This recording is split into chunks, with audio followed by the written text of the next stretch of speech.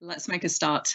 Welcome to the COVID-19 Ask the Experts Q&A hosted by Exeter Science Centre and the Translational Research Exchange at Exeter, which is part of the University of Exeter. I'm Dr. Natalie Whitehead, co-founder and co-director of the Exeter Science Centre. And I'm Dr. Alice Mills, and I'm also founder and director of the Exeter Science Centre. So thank you so much for joining us today. I hope you can all hear us. Sorry for the teething problems here. We are both physicists by training, Natalie and I, and we founded the Exeter Science Centre because we want to create an amazing science discovery centre in Exeter for people of all ages and backgrounds across the southwest to learn about and engage with science.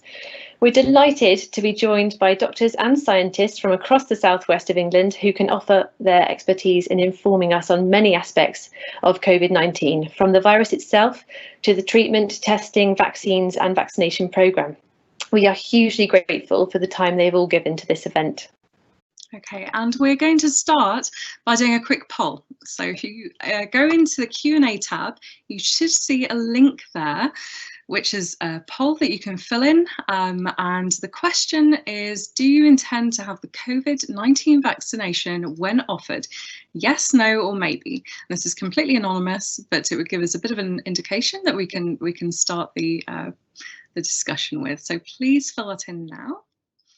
Okay, not all of you have responded so far, but we've got about 63% of you saying that you would, 65% now saying that you would have the vaccine, and 33.3% saying maybe you would.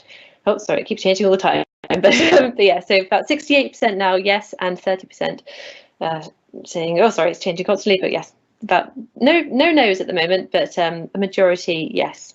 We'll revisit this later, but for now, let's proceed with the Q&A. So lots of you have already sent in your questions to us, which is brilliant. Thank you very much for that. And if you have extra questions tonight, please do put them in the Q&A. Hopefully some of them will be answered as we go along. This pandemic really has been an information overload for us all, and it's been very difficult sometimes to sift through all the answers and find the right answers that we need. So it's really great to have this opportunity to hear directly from the people working in different areas of the COVID-19 virus, vaccine, treatment and testing, and all on the front line. So thank you so much for joining us. Perhaps we'll start with introducing the rest of the panel just while Willie gets his sound sorted out. So we're really grateful to you all for joining us. So could we start off, perhaps, David, would you introduce yourself? This is Dr. David Strain. Hello, so I'm David Strain. I'm a clinical senior lecturer at the University of Exeter Medical School. I'm also the co-chair of the British Medical Association's Academic Staff Committee, and therefore I've been chairing the academic COVID response that the BMA have been, all the advice that has been going through to the government from the Medical Association has been coming indirectly, directly through me. And finally, since April, I've been one of the consultants working on the COVID ward at the Royal Devon and Exeter Hospital. So basically from the outset, I've been following this through, I've been seeing the patients, and then I've been involved in some of the research that's gone into vaccines and also much of the advisory documents that have gone both locally and nationally and even internationally for how these vaccines should be administered. Fantastic. Thank you so much, David. That's brilliant. So if I can now hand over to Dr. Johanna Kellett-Wright to introduce herself. Hi, I'm Johanna. I'm a doctor. I'm a clinical research fellow. So what that means is I'm a doctor working in research at the moment. I was also working clinically throughout the pandemic. I was working on intensive care, that's ITU, from March to August. And then I went back to research from August. And I've been working on coronavirus vaccine research since then. And I'm working on various trials. Thanks very much for inviting me tonight. I don't know if I'd call myself an expert, but I work very closely with some people who definitely are experts, and I've learned a lot from them. So thanks for organising. So Tom, if you could introduce yourself now, that'd be great. Sure, thanks Alice. My name's Tom Lewis. I'm a consultant microbiologist up in North Devon.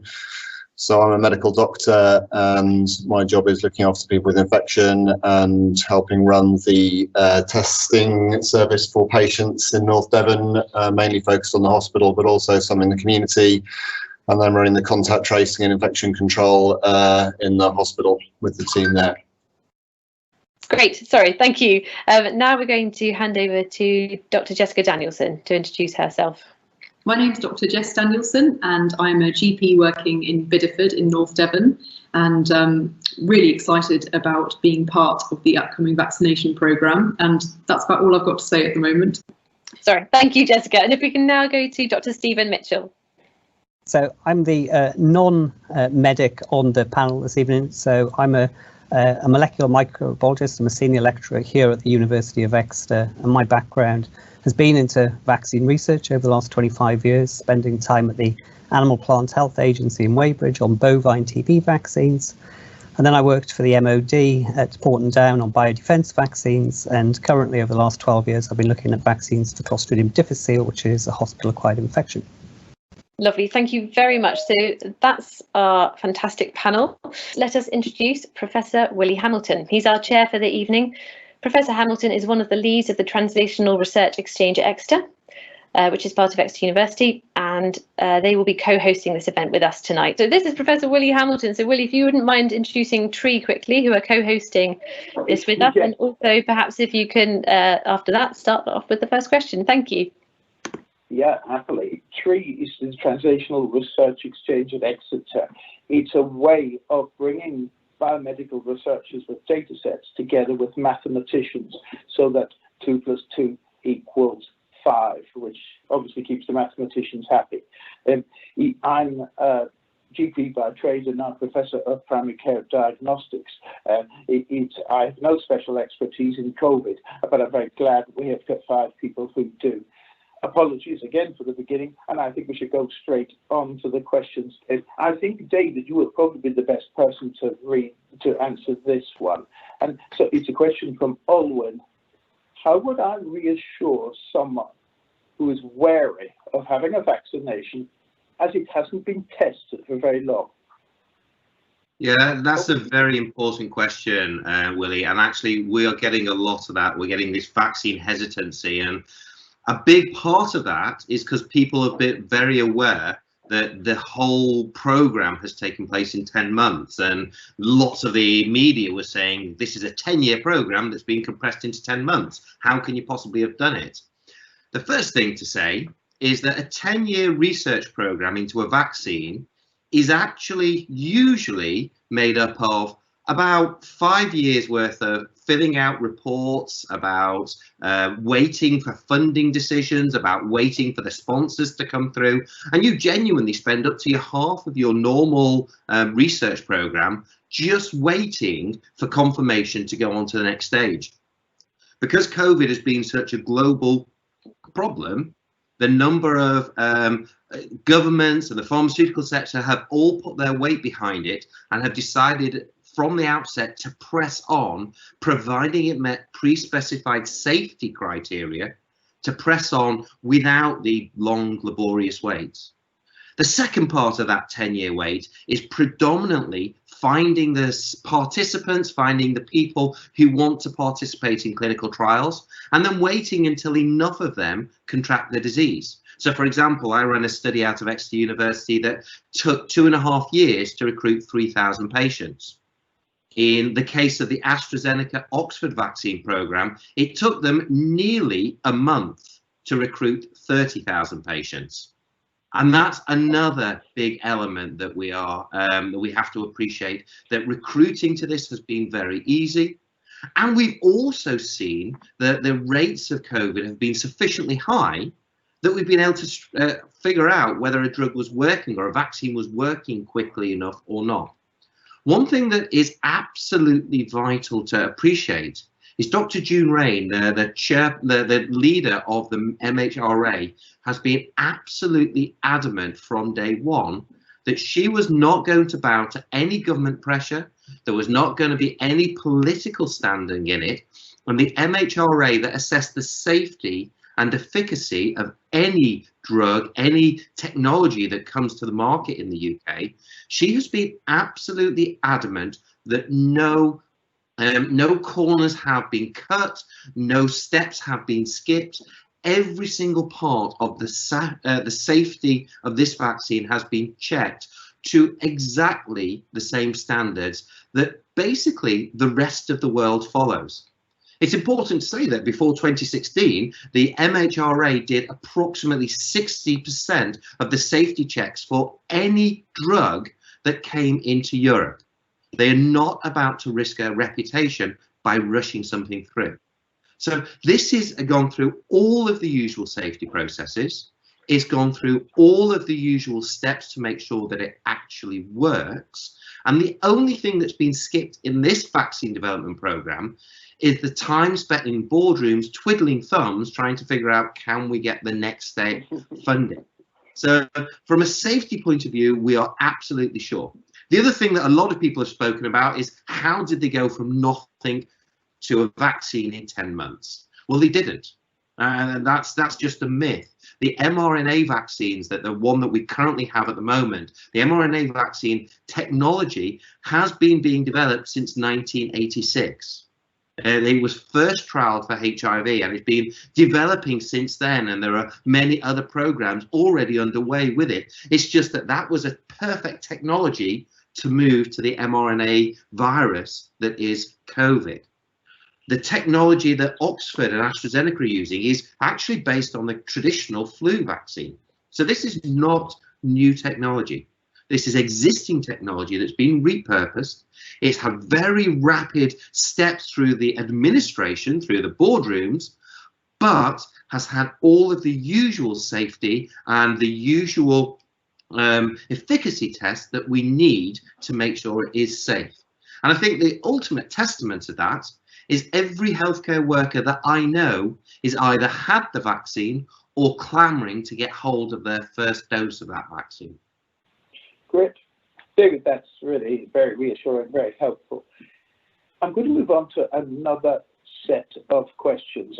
This has actually come up several times, so I'm going to bundle together several questions, particularly from Mark, Laura, and Tracy.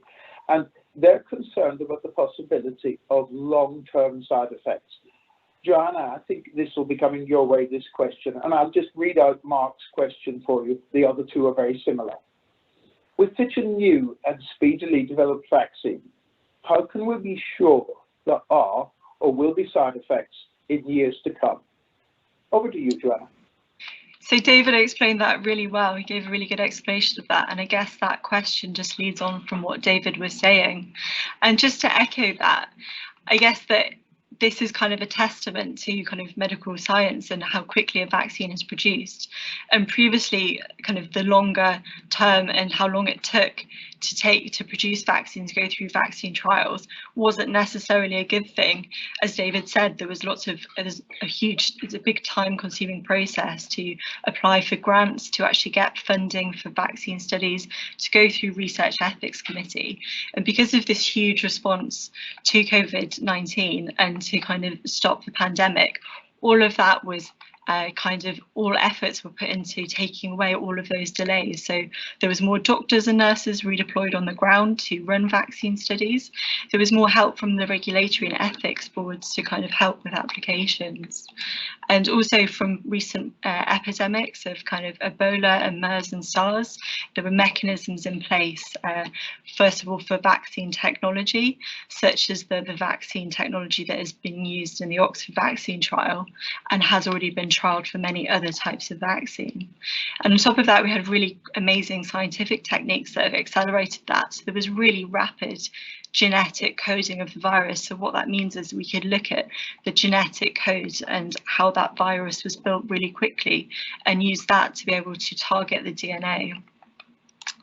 And we spoke a bit about kind of how sadly transmission has remained so high, and that allowed us to see how the vaccines were working much quicker than you usually would. If you have a disease that's quite rare, it will take a much longer time to be able to see if a vaccine or a drug is working. But unfortunately, coronavirus transmission has remained high, and that's what has meant that we have seen the vaccine results come through a lot quicker. And just from being kind of involved in studies, just the amazing response from participants who have been so motivated and enthusiastic to actually join and participate. And none of these studies would have been possible without that amazing response from participants. So I think a real huge credit is to them, really. In terms of long-term side effects from vaccines, I think that no one is trying to say that there's any drug or medicine in the world which doesn't have any side effects, that there is always going to be a side effect or a risk with the drug. In terms of the studies so far, they have looked at short-term and medium-term adverse effects, and there have been kind of safety reviews when there are ever concerns, which have been stringently conducted. So these have gone through all the rigorous safety testing that is expected. What we do know is that there's a huge risk from COVID-19. There's thousands of people becoming infected with coronavirus every single day, and many people dying. And on top of that, there's the indirect effect of us having to close down healthcare services, have kind of normal education and social care services not functioning properly, and all the indirect effects and morbidity and mortality. What we do know is that we need to stop COVID-19 from those risks from happening. That was really helpful. Stephen, I'm going to throw you a question that's come from two of our questioners, Joanne and Catherine. They've given slightly different questions, but there's a similarity, and that's comparing the different vaccines that are now available. Which of the three vaccines would you take and give to your loved ones? And Stephen, if you can not only answer that, but give us a little bit of a why. Okay, thanks, Willie. You know, as David said, these aren't new vaccines, these mRNA vaccines, which is the Pfizer-BioNTech vaccine, and also the AstraZeneca Oxford vaccine, which is a viral vector, which is basically using a virus to deliver the vaccine, essentially.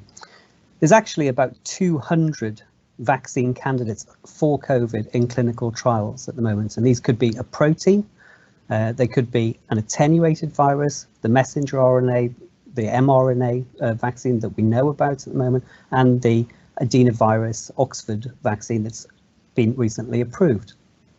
So I've seen some questions come up in the Q&As about, you know, what's the adjuvant. So an adjuvant is normally something that aids the vaccine in eliciting an immune response. Well, with the Pfizer vaccine, the Pfizer-BioNTech vaccine, what it is just a small piece of genetic material that our body will make into a protein that the immune system will recognize. So we don't actually need an adjuvant with it. It's delivered in a lipid droplet, and that lipid droplet is essentially a fatty molecule that we have in our cells anyway. But that does provide some immunostimulatory properties, so it almost acts like an adjuvant. So in contrast to a drug or a medicine, we're actually injecting very natural products. This is just an RNA molecule, which we have in all of our cells, and it's delivered in a lipid droplet, and all of our cells are made of lipids. The other vaccine, the AstraZeneca Oxford vaccine, delivers this genetic code for the spike protein of the virus in a virus, but this is a chimp virus, a chimp adenovirus, which doesn't cause infection in humans. I would take any vaccine because, as all the other panel members have said, the risk of having COVID is far greater than taking the vaccine. And as it's been alluded to, the numbers on these clinical trials that have been performed already are in the tens of thousands. These aren't small phase 3 clinical trials. So over tens of thousands of people that have had these vaccines at the moment to generate this protection data of between 70 and 95%. So I would take any of them personally. That's very helpful, thank you. So would I, by the way. By the way, team, I'm just monitoring new questions coming in from the audience, and the truth is we're not getting enough. Maybe you're just so fascinated at listening, you're not thinking of typing, but the Q&A section is open, so please do fire in new questions. Okay, it's time, I think, to put Jessica on the spotlight here. I've got 5 similar questions, and in this one I'm not going to give the names of the questioner because they all contain a bit of personal medical information. They come under the same category of I've got a nasty disease for which I take immunosuppression. And the examples they've given are rheumatoid arthritis, stem cell transplant, systemic lupus erythematosus, nasty diseases which require immunosuppression. Will I be able to have the vaccine? Jessica, can you help us with this one? Yeah, they were really interesting questions, and they were covering quite specific cases, but the more general point is it safe to have it if you're immunosuppressed for whatever reason? And your immune system can be damaged by medication or damaged by a medical condition. As Willie mentioned, some of the particular conditions these patients have talked about. The vaccine, the Pfizer vaccine, which I'm going to focus on as it's the one we've got our hands on at the moment, it was not actively tested on people who were taking immunosuppressant drugs. So we cannot say definitively, A, that it works in those people, or B, that it will be completely safe in those people. However, we would regard people who are immunosuppressed as being one of the groups that we call extremely clinically vulnerable, and they're actually at the top of the list to receive the vaccine. The MHRA have warned that it may not be as effective in people whose immune systems are a bit sluggish, which makes sense because obviously we're trying to trigger with a vaccine your immune response, and if your immune system is a bit slower than the average person, then it might not work as well. It's all the more important that the people around you are vaccinated, so encourage your friends and family to take it up when it's offered. But we would encourage generally those people to go forward for vaccination, and as I say, they're in the top categories to have it done. On a more general point, they were talking about some very specific conditions there, but your GP will be in touch with you directly when it is your turn to have the vaccination. And if you're in one of those vulnerable groups, you will be called up pretty soon because you're in category 1 to 3, which is those top groups that are going to get the vaccine first. We would ask you not to worry about contacting your GP because certainly in the practice that I work in Bideford, we've assigned some of our admin team to be ready to find those groups and call them up the minute that vaccine is available, when it's delivered to us and when we're ready to give it to you. So don't worry, we will contact you. Lovely, that's a really helpful answer. Thank you, Jessica. Tom, I'm going to prepare you here for this one. We've seen in the news that there's a new strain of COVID-19 appeared. Can we be confident that the Pfizer, AstraZeneca, etc. vaccines will immunize against new strains of COVID-19? Can you help us here, Tom? Sure. Yes. Interesting question. A rapidly evolving situation. So we know that viruses evolve all the time, and there are new variants that arise through any pandemic. So the genomic structure of a virus, you would expect it to change. And I guess the honest answer to some extent is that we can't be certain that a virus will, the body's response to a virus will remain constant. But most of these changes are what we would call benign. They don't really change anything about the biology of the virus. And what we know about where this particular mutation has happened in the viral protein is that it's unlikely to be affect the. It's not related to where the vaccine is targeted. So there's no particular reason to suspect that the vaccine, any of these vaccines, will be less effective against this particular emerging strain. But obviously, this is one of the reasons that we have post-vaccination surveillance. So there's with all viruses, there is a surveillance program to look for emerging viral strains that aren't well covered by the vaccine. And I guess one of the advantages of these new technologies is that in principle, one can change the vaccine quite quickly. But at the moment, there's no suggestion that we're going to need to do that. And I think we will just continue and keep things under careful monitoring. Tom, that's really helpful. David, you've just messaged me secretly saying you've something to add to that answer. Am I correct? We got a bit of a briefing report came through with our British Medical Association this afternoon looking at this particular new strain. They've actually been able to identify what it is, and what they believe is it's not actually particularly more virulent. This is one virus that appeared out of the Channel Tunnel in an area where it was having exponential growth of COVID per se, because basically they were on the wrong tier. People were not maintaining the social distancing. People were using every opportunity to mix on their holidays, and as a result, that particular strain spread a lot more rapidly, not because the virus was any more potent, but because people weren't following those very simple guidelines of face, space, and the hand hygiene. And the vaccine is almost certainly is effective against this new strain. The bit that's been deleted on it is not the bit that the vaccine is going for. So it's very, very reassuring. And the other thing about the mRNA vaccines is they can be very rapidly modified if needs be. But I mean, that's all stuff for future if it is required. Yeah. David, that's really super and reassuring. Stephen again has secretly messaged me saying that he can throw in a little bit more into this question too. Stephen, are you happy to do so?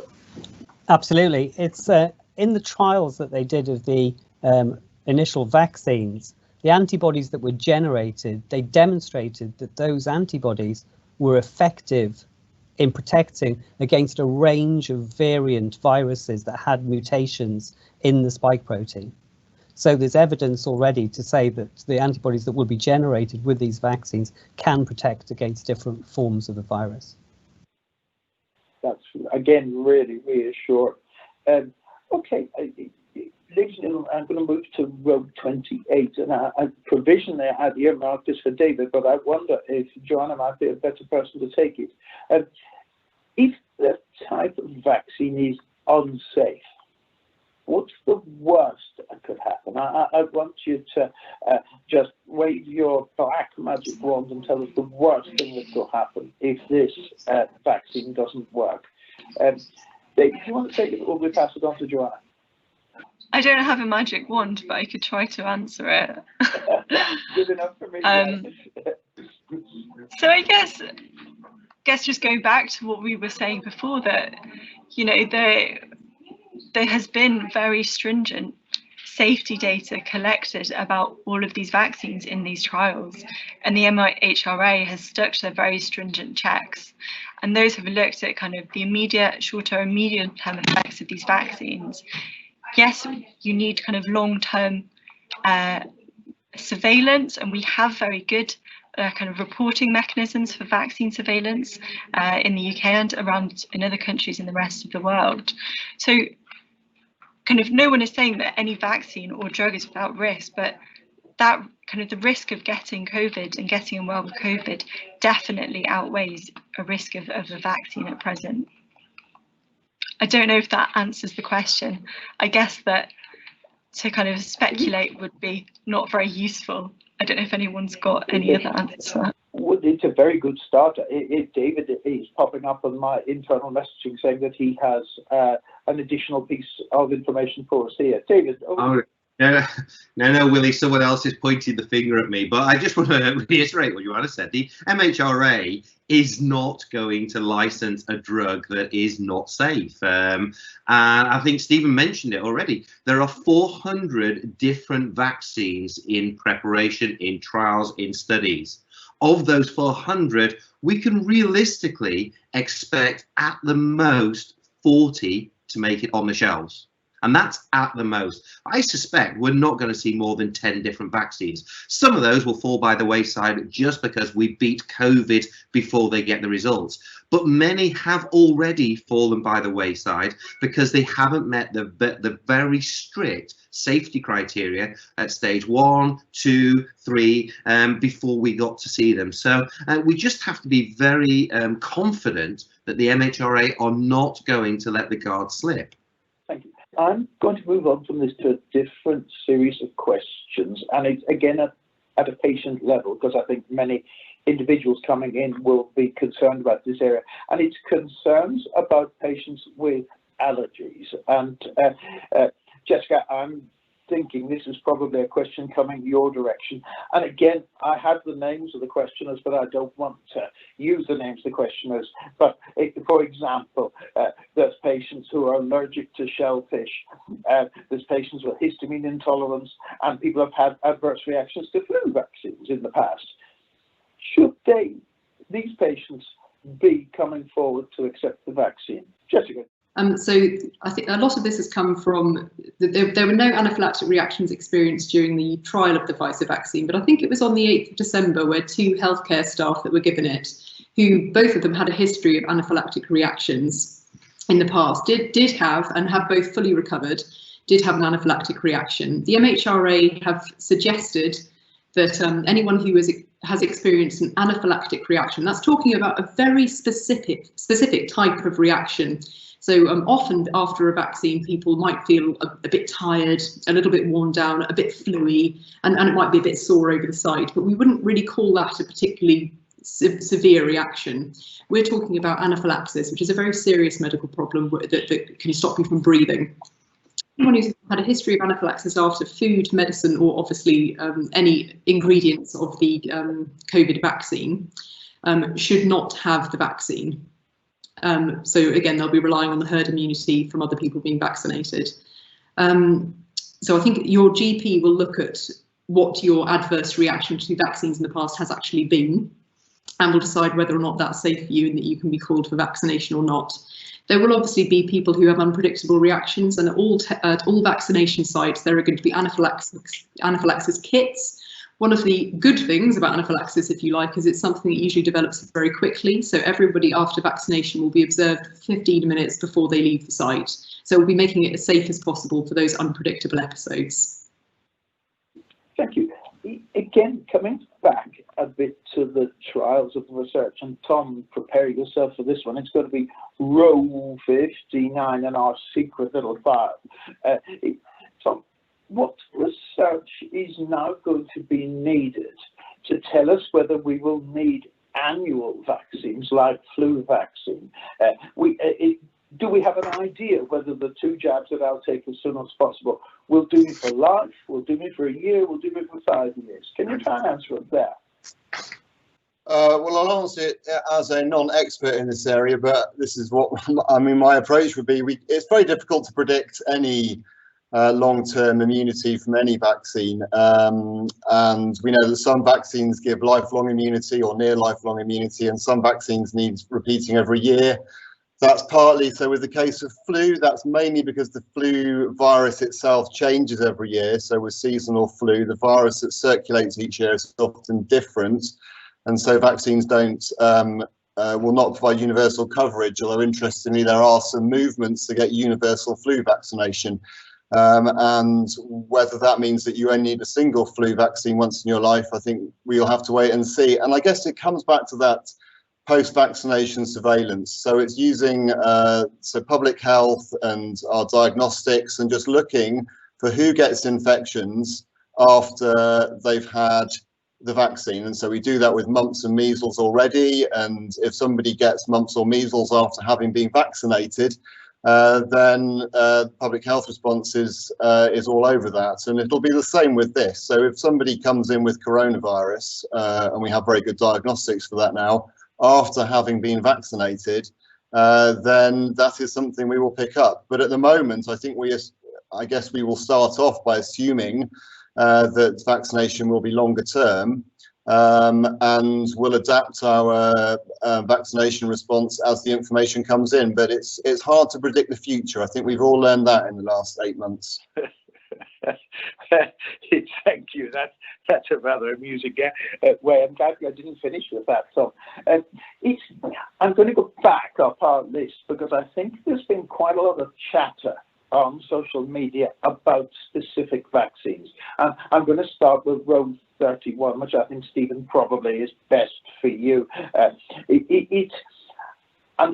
is come from Francis, who's 82 years old and definitely in favour of having the vaccine, but he's not sure about the mRNA vaccine because it's been reported as interfering with the patient's DNA.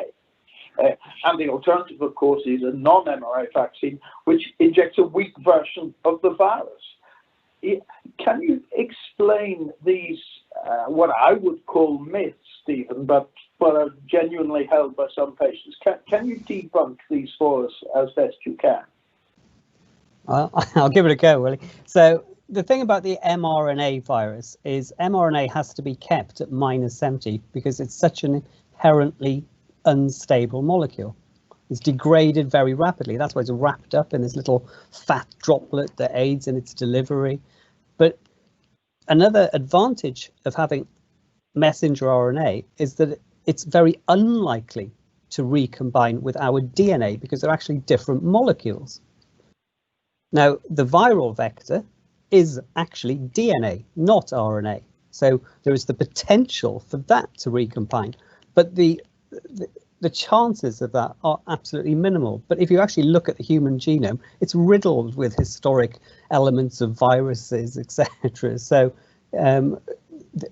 it's definitely a myth that the RNA vaccine, the messenger RNA vaccine, is more likely to integrate into host DNA. It's a different molecule. It won't, or there's no precedent for that phenomenon to happen.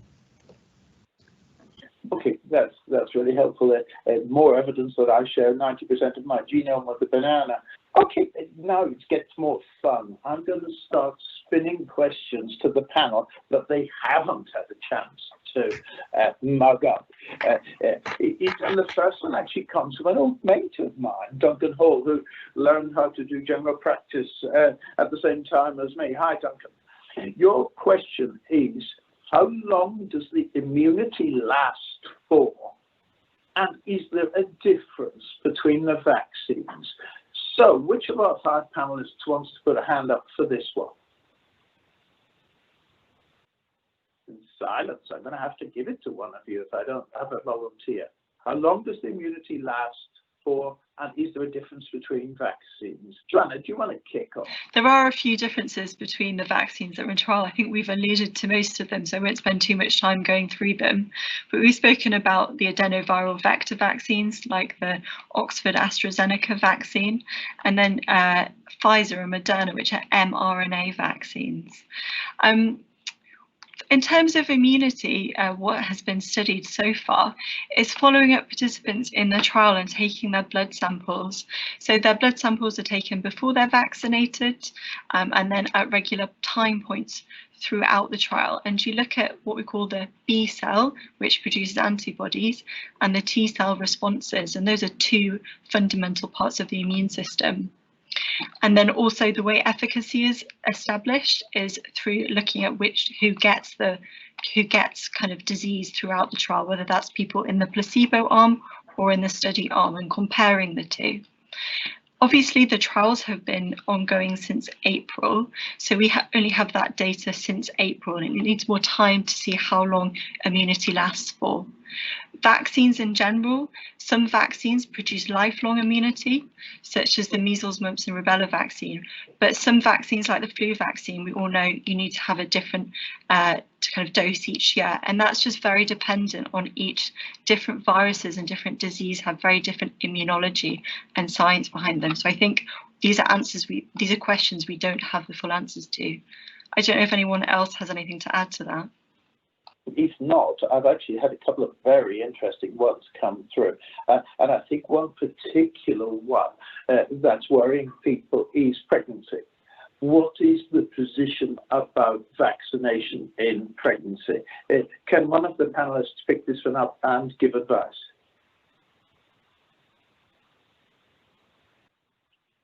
Okay, Tom. Very good. Just for me. I'm guessing it. Do I get to pick who goes next, Willie? Is that part of the game? Basically, pregnant ladies were not included in the study, and that's pretty much universal, and that is actually standard for most vaccination trials, that we don't include them. So the bottom line is we don't know. We are pretty confident, and again, only pretty confident, that mRNA vaccines do not pass in the milk. That biologically it will be incredibly difficult for that to occur. So we are about 99% confident that breastfeeding mothers can receive it, but at this moment in time we do not have sufficient data to safely say ladies who are pregnant can have this vaccine, or for that matter pretty much any other vaccine, with the one exception of rubella that has been very well tested for obvious reasons there. Lovely, thank you. I'm going to take one more question, and before we have to return to do the re-polling. And I think it's a difficult question, so it may require more than one of the panel to answer. Then it's row 61. And it actually doesn't particularly reference the vaccine, but there are questions, particularly here from Sonia, as to why are there so many restrictions in society for a virus that has a mortality rate around 0.2%. And Sonia says it cannot be for public health reasons. So I want to change that slide to have a vaccination element. Firstly, why are there so many restrictions now, and when will we be able to lift restrictions? Who wants to pick that one up first? I think we need a general practice angle on this one. GPs, we're sensible, aren't we? Jessica, try first. I think whilst I would not want to be a politician right now, and I think making the balance must be a horrible situation where you're looking at the economic impact of this, and also on the impact of other things that are going on in the NHS. And a lot of my patients have had operations cancelled, treatment delayed. They're in a lot of pain because their joints that were supposed to be replaced in April are still waiting. So this has had a huge impact on people, and that doesn't even begin to touch on the economic problems.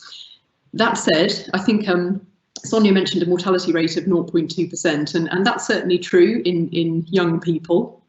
However, if you ask the over 75s whether mortality is 0.2%, I think they'll disagree with you. And excluding people resident in care homes, mortality in the over 75s is 12%. I'm very lucky to have. Oh, sorry, David's interrupting me there. Is it worse than I thought? Is that right? Yeah, but yeah, so mortality is very high in those age groups, and those are the people we're trying to protect. Also, I think, whilst I'm so glad I don't have to make decisions about restrictions, I think that is why they're in place, to protect the most vulnerable in society. Thank you, Jessica. That's very helpful. Stephen, you chipped something in here suggesting that the mortality rate is higher than 0.2%. Can you amplify on that? Yes, yeah, this is just for all closed cases at the moment. There's some great monitoring work coming out of Johns Hopkins University. I'm sure many people have seen it, the Worldometer data. And, 0.2% might only be the figure of mortality for a certain age range, as Jessica alluded to. Okay, thank you. I've been offered one more quick question, and it's again a philosophical question. Do you think that vaccines should be made on a profit basis? We've got private companies creating vaccines for us. Should this be done on a not-for-profit basis? Who wants to answer that one? It's a philosophical question as opposed to a medical question. Which of you is a philosopher? I'm quite happy to take that one, actually, because I've been speaking to some of the people up at Oxford, and actually the AstraZeneca vaccine is absolutely not for profit. I know the chaps at AstraZeneca quite well because I've worked with them on some of their products that are for profit. And from the inception of this study, the whole of the AstraZeneca profile has been absolutely 100% not for profit. There is going to be a very slight markup in some communities, but that slight markup in some communities will actually be to fund other communities. So their intention is that by the end of 2021, they will have made enough virus to have done enough vaccine rather to have tackled the whole of the UK and around 30% of the developing world. And the intention is to be able to provide that to the developing world at an absolutely at cost, if not less than cost, way of doing it. And as far as the actual testament to that is when they announced the results, when they announced that it was this benefit, they also announced that this is what they're supposed to do. And AstraZeneca shares actually took a dip because all the people who'd invest in it, thinking they were going to make lots of profit out of these vaccines, suddenly realised that the money is going to go to make sure that the world becomes a better place. Lovely. Thank you. Joanna, I think you've got something to add to this one. I guess all I wanted to say was this isn't a new thing, that access to medicines and vaccines has been kind of disputed. There's historically throughout time, there's always been unequal access to vaccines and medicines throughout the world. And I think we should take this as a positive thing, that more attention has been drawn to this. And unfortunately, COVID-19 as a pandemic has kind of widened inequality for so many people, but we should use this as an opportunity to throw that into the spotlight and try and reduce those inequalities. That's really helpful, thank you. I've been thrown one fantastic question, which I really think we have to take, and then I'll do the poll and then I'll close it up. I don't think you should worry, there's no football on television and there's nothing else to do, so you may as well listen to us. One last question, and I'm Tom, I think you're going to be answering it first. Will the vaccination strategy fail if too many people refuse to take it? Well, I mean, I guess we know that there is this concept of herd immunity, and the only way to achieve herd immunity is through vaccination. There's no infectious disease in history which has reached herd immunity through natural methods. So we will rely on vaccination to get to that level. So I guess the simple answer to that is almost certainly yes. Yeah. Okay. The more the better. David, you said you'd something you could just chip into that too. Yeah. When you say fail, it depends what you mean by fail. All of the vaccines that we have seen so far have been at least 90% effective at stopping you, whoever it is that's receiving it, catching COVID, potentially dying, potentially ending up with long COVID. Remember that 10% of the population who get COVID are unable to work for at least 3 months afterwards with the economic impact. And actually, depends what you mean by fail. If you think failing is, allowing those things to happen, then absolutely. But that's just the way to look at it. This vaccine is to protect you personally, and anyone who doesn't want to be protected, why are they here? I would add to that, David, just before we do the poll, I don't think I'm just going to vaccinate for myself. I'm vaccinating for my family, for the other people living in Exeter and the other people in Devon, because the way vaccines work, the more people get vaccinated, the less disease there is to catch. That's my last statement. It's now time for us to do a re-poll. So can I hand you back to Alice or Natalie to tell you how to do your re-poll and to announce the results of the re-poll. Thank you very much, Willie, and thank you all for taking part in this. So we have one more poll for you, and I believe that's going to be posted into the Q&A for you now. If you can please fill that in, and we'll have a little look at what you all have to say.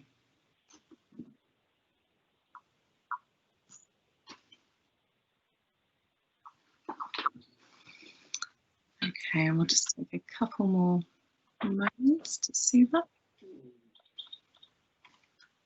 Okay, and Alice, I'm going to pass over to you to announce the results because it's not showing up on my screen. So I'm going to pass over to Alice and she'll be able to announce the results for you. So hopefully you can hear me. The results coming in. So far, 14 have responded out of 72 of you. And we've got definitely a higher percentage so far of people saying that they would take it when offered. So last time the overall result was 76% yes, 22% maybe, and 2% no. This time we've now got an 87% yes, which is brilliant. So yeah, I really hope that if you did have any concerns when you came into this event today, they have been you've been made to feel better about them. We're all going to take the vaccine, and yeah, I'm so grateful to all of the people who've been involved today, and they've really helped me, and I hope they helped you to provide clarity on all the questions you've asked. I'm sorry that we haven't got to all of your questions. There have been so many, and they've been excellent. But on our webpage, we will put lots of useful links for you to hopefully find the answers to your questions. And we will also make the video for this available as well. So we're so grateful to all of the panelists for giving up your time, and to Willie for chairing, and also not just for your time today, but for the amazing work you have all done during this pandemic. Over to Natalie. Thank you very much, everyone, for your patience with this and for taking part, for engaging and sending us your amazing questions.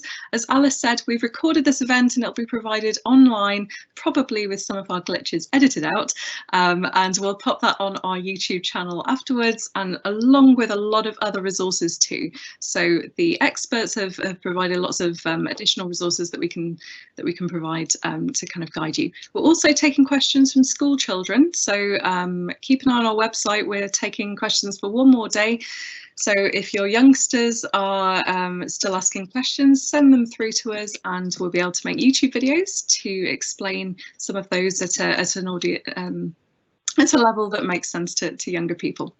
We're going to end there. Thank you so much for your patience. Thank you for taking part, and thank you again to our amazing panel. And that's the end of the session. Yeah. Thank you very much. Yeah. Bye, and thank you all.